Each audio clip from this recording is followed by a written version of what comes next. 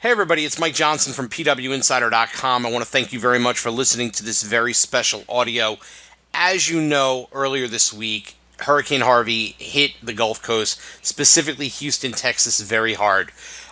Lives have been ended, homes have been destroyed, families have been displaced. There is massive amounts of damage that they believe is going to cost in the hundreds of billions in order to replace. It is one of the greatest tragedies in the United States collective history.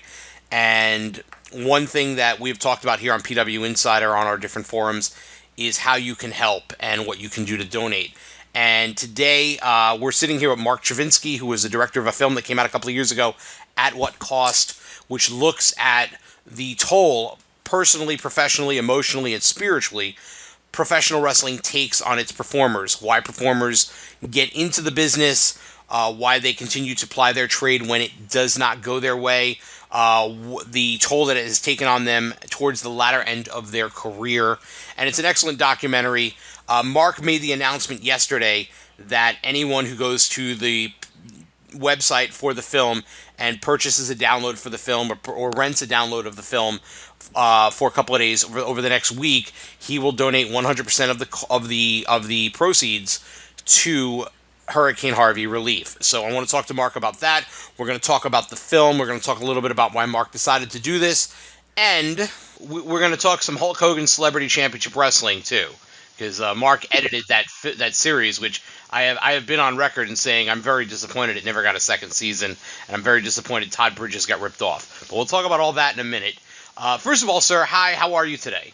I'm good. Thanks for having me on. All right, so I appreciate you doing this so early in the morning. I know it's very early in Los Angeles. We'll talk about the film in a second, but talk about why you made the decision to donate all the proceeds for anyone who decides to rent or download the film for the next week or so, and make that donation to Houston. Now, it's a far-reaching situation. It's a sad situation. So beyond just hey, good karma, what made you decide to do this? Well, I was going to donate money anyways because I usually do.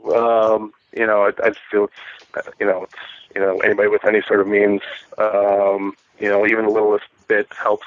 So I was going to donate money, and then I was like, hey, what if I can get a decent amount of money? And my film is there. I've been wanting people to see it anyways.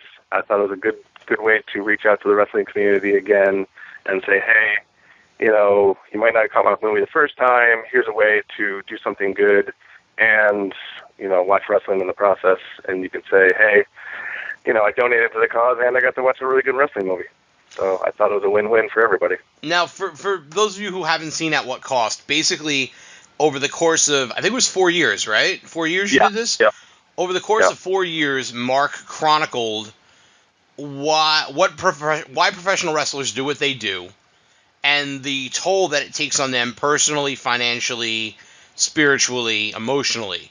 And he went on the road with independent wrestlers who worked for Traditional Championship Wrestling, which was a group that ran in Arkansas and the Mid-South region, and reached out to a number of former WWE names, including Paul London, Brian Kendrick, Greg Valentine, Jake Roberts, and a number of others.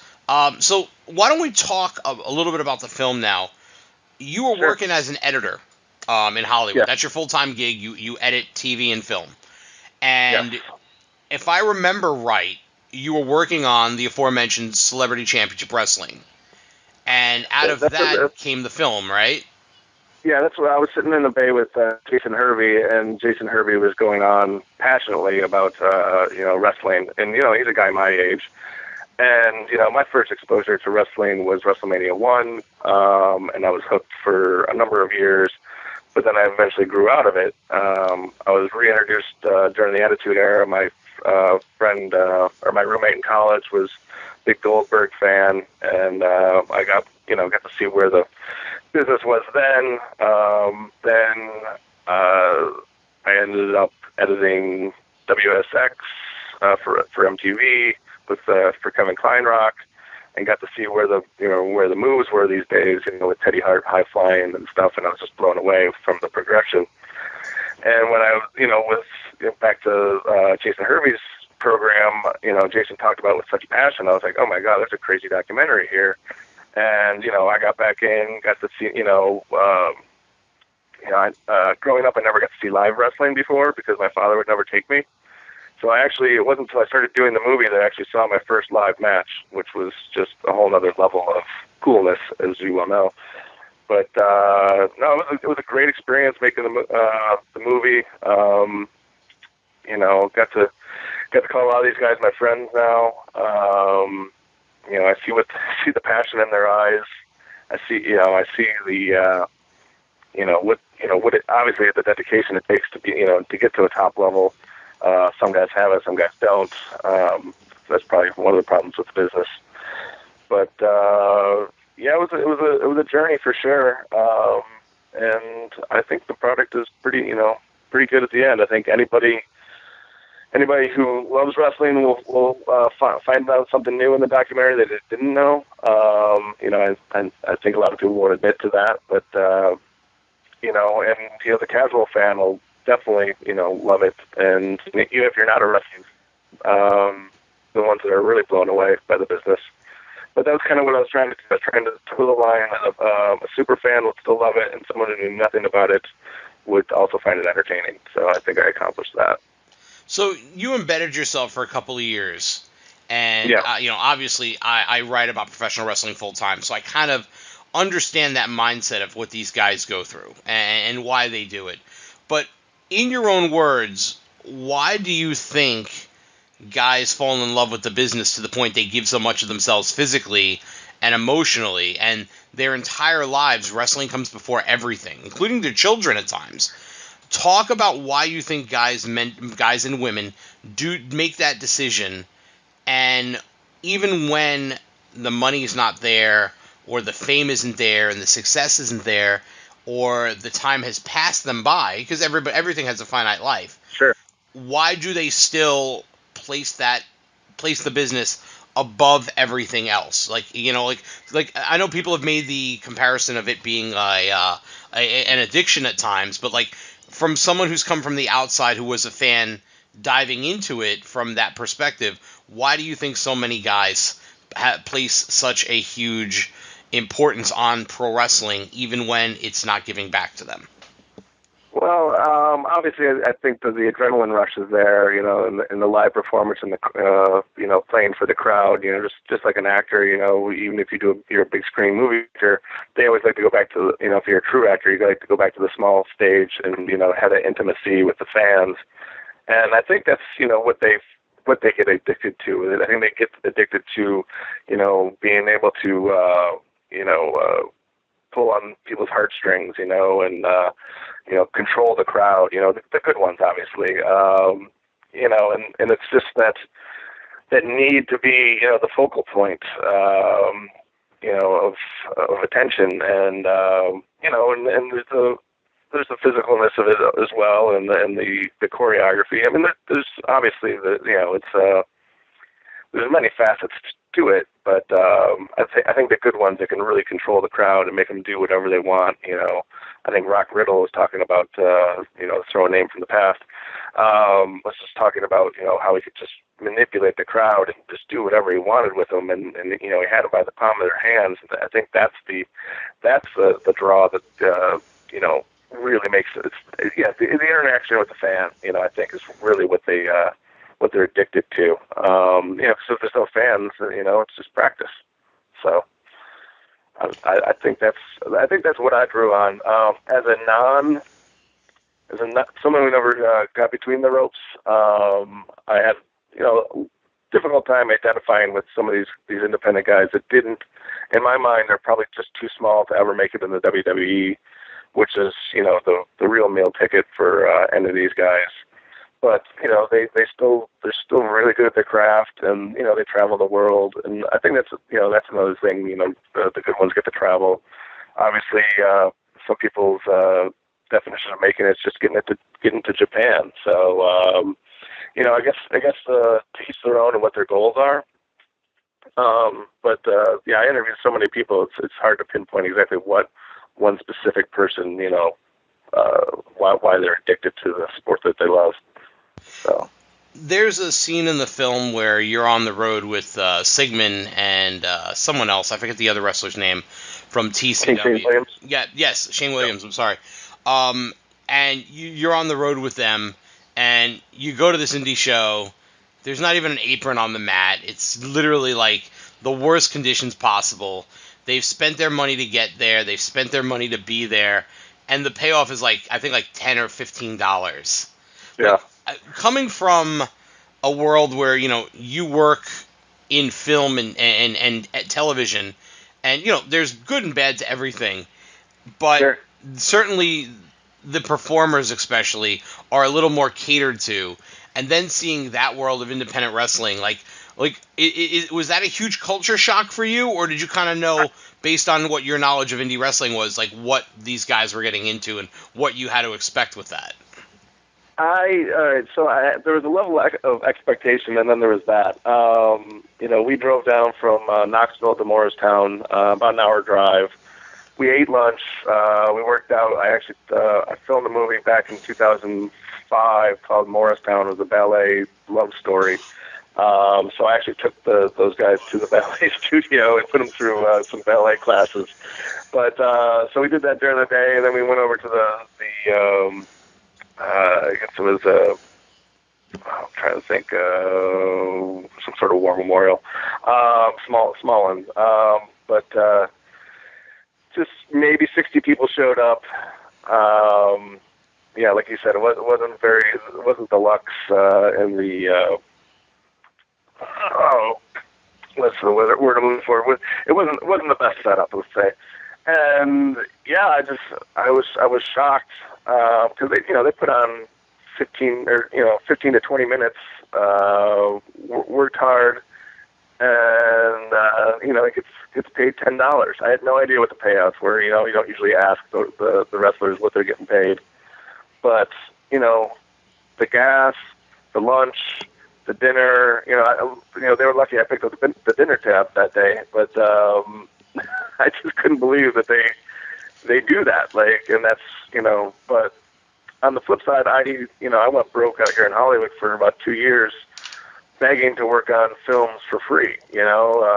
Just to get pay my dues. And I guess you all have to do it, but it's a shame that there's so little payout for the abuse that they put the bodies through. I had a similar moment to the one you talk about where I had gone to a Combat Zone Wrestling show, and somebody who had worked a Cage of Death match, which is their biggest show of the year, and it's always the biggest crowd of the year. And he did this crazy stunt where he went off the cage, threw one or two tables to the floor, no padding, and just talking to him afterwards, and I was like, nothing for nothing. You put yourself through a lot. I hope the payday was worth it. And he was like, $50. I was I'm like, my eyes kind of popped out like Ren from Ren and Stimpy for a second. And I've been around the business, around writing about it since 1996 and full time since 2004. And even I was like, what the what? Like, are you kidding me? Like, why? No sane person does this.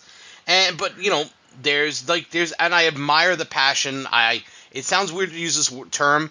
I find it very romantic that they do this for their pursuit of their art and hopes of making major money down the line. But at times, to me, I look at it like, fight or flight. And in my mind, hey, do this and potentially break your neck, break your back, die. And $50 is waiting for you on the other side. Like, to me, that's where the flight comes in. Like, okay, I'm not doing this. And I'm always amazed at not the risks that guys will take physically, but emotionally and mentally what they're willing to do, and those risks that they're willing to take to better themselves as wrestlers, but also to entertain, knowing that, hey, that pot of gold at the end of the rainbow, it's fool's gold. You have no idea, there's no guarantee. You're like, now the big goal is, get to the Performance Center, get to the WWE Performance Center. There's no guarantee anyone who ever takes a bump in the ring will ever get to that Performance Center, much less the main roster, because there are people who get to the Performance Center and flame out and never go anywhere else. But it's that pursuit of it. I respect it, but I'm also continually amazed by it, and I shake my head at it probably every week. Well, it didn't make the movie, but I brought Paul London to tears. You know, I mean, I talked to him for about 3 hours, and you know, I mean, it was his whole goal to get to the WWE, and you know, he got there pretty big fashion. You know, being I think 2 or 3 time tag team champion. But as we all know, he got on Vince's bad side. You know, with the whole limo gag, he didn't even have any idea what's going on, and Vince blackballed him. You know, and like so, like you know, when you put all that effort in to get to your dreams, and then you get the carpet ripped out from underneath you, then where do you go? Yeah. You know, so I mean, what happens when you've seen the pot of gold and then you're taken away from it? So, you know, it's a rough business. You know, And there's also another element to that, which is, you know, I often use the Wizard of Oz as my analogy, where you've worked to get across the Yellow Brick Road to get to Emerald City. Well, then when you get there and you're in Emerald City, you realize it's not really green and it's not really all that great. And that's what happens to a lot of people when they've worked to get to WWE. They have this idealized version of what it is in their head, and then they get there and it's a completely different world. And that's a mind, you know, that screws with people's minds as well, is that I expected, you know, and that's life. Nobody gets what they expect in life, but I expected A, and instead I'm getting F. And you know, and I think that certainly breaks guys and women down emotionally and mentally too, and hurts their drive at times. Yeah, Paul was saying, you know, he thought they'd all be friends once he got there. He's like, surely we'll all be friends, you know. He said nothing could be farther from the truth. Like, you know, you got guys, you know, hiding drugs in, you know, coworkers' lockers and running to the front office, say, oh, so and so's on drugs, trying to get their roster spot, you know, and just catty behavior, you know, or juvenile, you know, backstabbing, and just, you know, it's I mean, it's all there, you know, and I guess it's just it's a shame, you know, but you know, obviously there's the risk is there, but people are still willing to go and find out for themselves, you know. So you know, I think they'll always keep the business going. Right. So I want to talk to you a little bit about editing pro wrestling.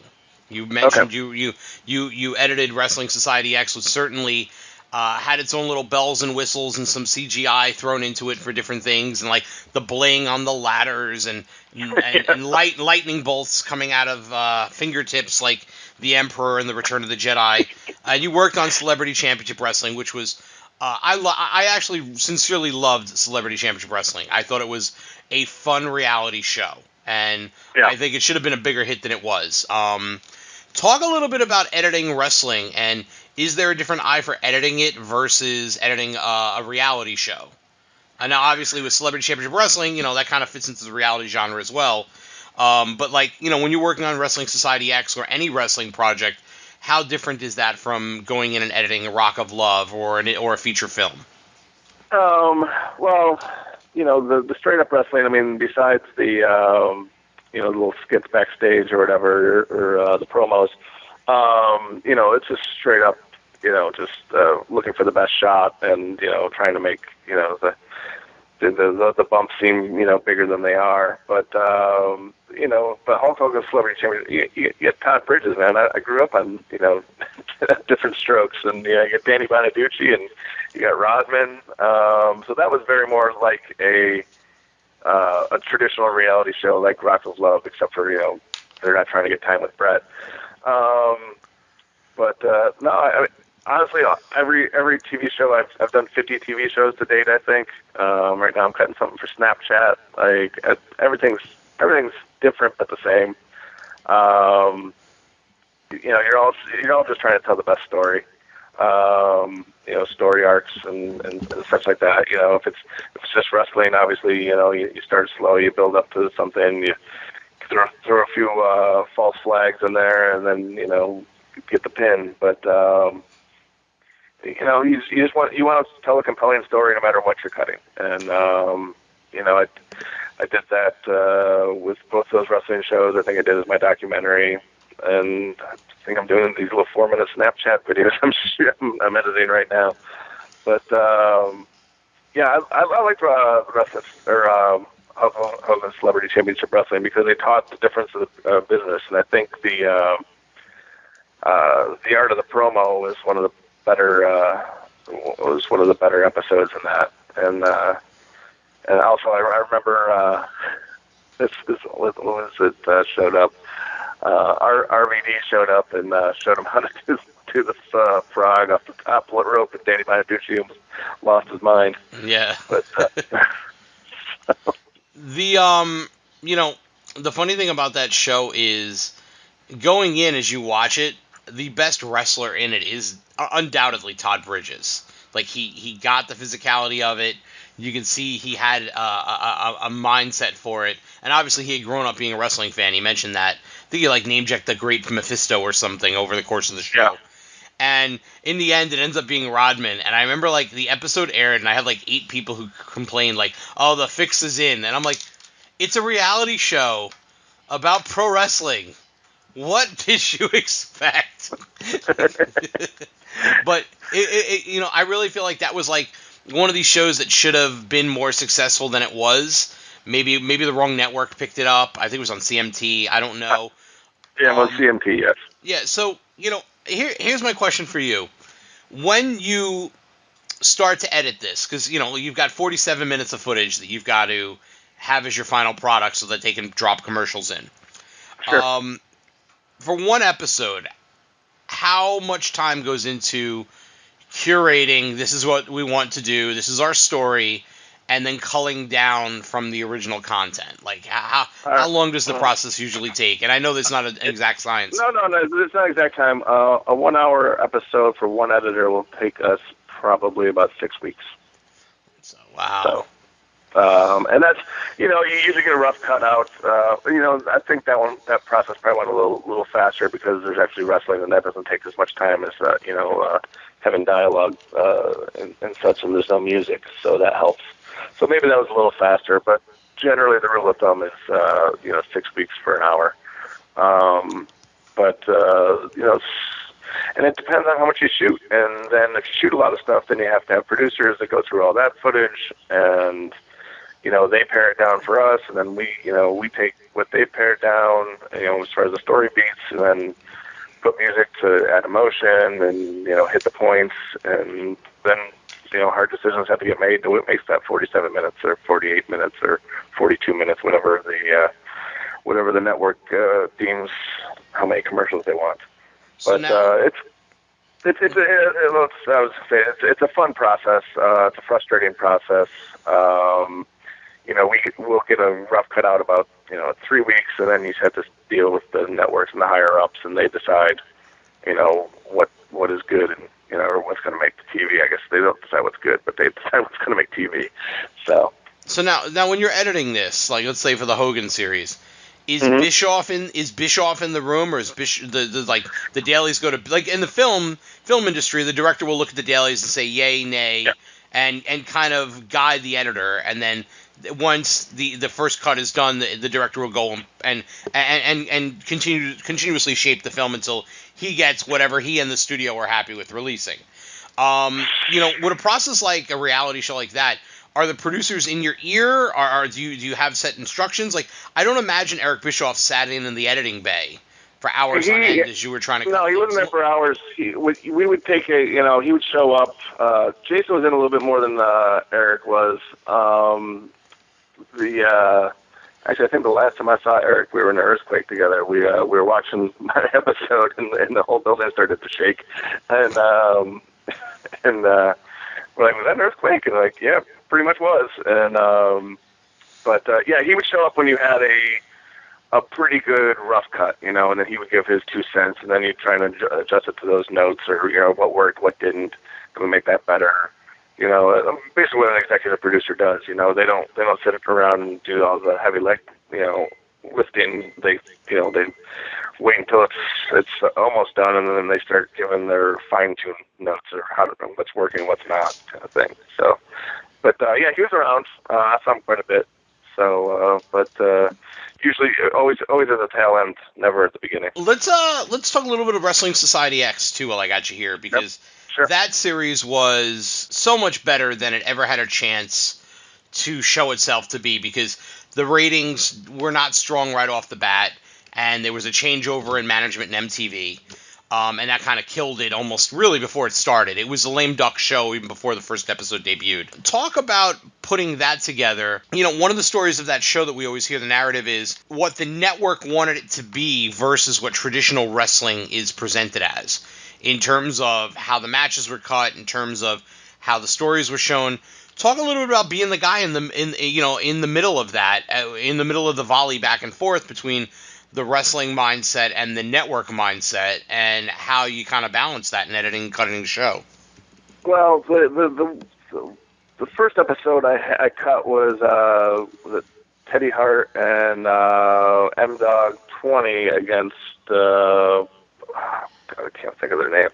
Was it the Team Dragon Gate guys? Dragon Gate, yeah.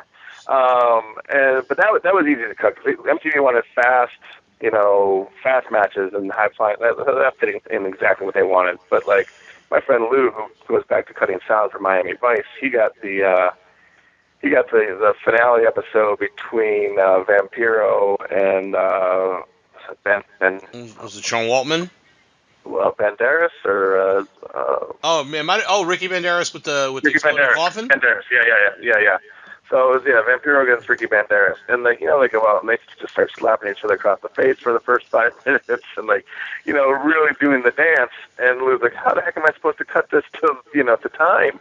He was losing his mind. But yeah, MTV had, they wanted the music. They wanted three matches in a half hour. So that was problematic. They put it up at 9:30 on a Monday night, which we all know is problematic because Raw's already started. And I think at the time Wednesday didn't have any wrestling, so we couldn't understand why they wouldn't put it on Wednesday night. It seemed like a no-brainer. 6 days of wrestling. We had the 7th product. Put it on Wednesday. But they wanted a lead-in of Friday Night Lights or something like that, or some stupid show. They thought that would get their suits. Man, I don't know. That's my bottom line. I just go suits because people just. I've had many shows ruined by just timing. It's a frustrating part about our business. The shows I'm really passionate about, the ones I really like, are the ones that do the worst. In this business, the suits are always the ones to make the bad decisions. I think I've rarely done a note from the network that said, "Oh, that makes the show better." But it's ultimately their show, and that's going on, and what they choose to do with it, is their business. But Wrestling Society X could have gone multiple seasons if they put it on the right night. I did a show with this mentalist named Keith Berry, who would, mess with people's minds and destroyed that one too. I was like, these are the shows I'm passionate about. Like, it's like, oh, I love working on this show, and then it gets, finds its audience. I don't know. This is coming from a guy that did, 10 seasons of love shows. So. Well, who knows what people want. we could. I have said many a times I think The Flavor of Love was one of the greatest shows of all time, just because it was just amazing, and I wish it had gone on even longer. We could talk about that another time, though, and I invite you to come back anytime you want. I know we're running low on time. Let everybody know where they can track down the documentary and why they should, obviously beyond the good karma here, why you feel they should go out and check it out. The easiest way for me is you can go to my website, which is atwhatcostthefilm.com. There you get some besides the film. There's a link to the film there. It's on Vimeo, which I don't know the direct link. That's what I'm going to send you to my website. But the film's on Vimeo, and you can rent it for 72 hours for $3.99 or buy it for $9.99. And own it and show all your friends. But the website's got some cool T-shirts and posters and such like that. But I just think that any wrestling fan, I think every wrestling fan should see it. I think they'll be pleasantly surprised with some information they didn't know. I think it's a great way to help out, the hurricane victims. We all seen the images. It's pretty horrific down there, and I don't see end in sight for many months. No, it's going to be so long. It's going to take so long to fix this. But you know, you can watch a wrestling documentary and then tell all your friends you helped out the hurricane victims. I mean, it's a win-win. So you know, it doesn't cost you much, and you can feel good about yourself. So that was why that's why I started to do it, and hopefully we can raise a lot of money for them, and you know, we can come back on the site and talk about how much money we raised. All right, well, let's do that soon, and everyone can check it out. We'll have links right under the audio, and we thank everybody for listening. But most importantly, our best hopes and wishes to everybody in the Houston area, and this is a way you can help them out and also watch a really good, compelling documentary about pro wrestling, which we all love, which is why we're all here talking about it. So, Mark, I want to thank you for sitting down with us and talking to us and giving us some time. I hope to get you back on here again at some point. I would love to have a whole dissertation on the flavor of love. Sincerely, we can do that. Sincerely, and I'm not being facetious. Loved that show. Just an incredibly entertaining show. All 3 seasons, and even some of the spin-offs I enjoyed too. No, I got to meet Flavor Flav. It's pretty high on my list of things I've done. I've said it before. National treasure. He is a national treasure. So I want to thank everybody for their support of PW Insider, and if you're listening, no matter how you're listening to this, we thank you for checking it out. Most importantly, check out At What Cost, and you can help out the victims of Hurricane Harvey by doing so. So again, I'm Mike Johnson. Thank you so much for listening. Mark, I want to thank you so much for your time and for the good karma you're putting out there in the world, sir, and a great documentary as well. Thank you very much. All right, everybody, until next time, I'm Mike Johnson. Take care, and thank you for your support.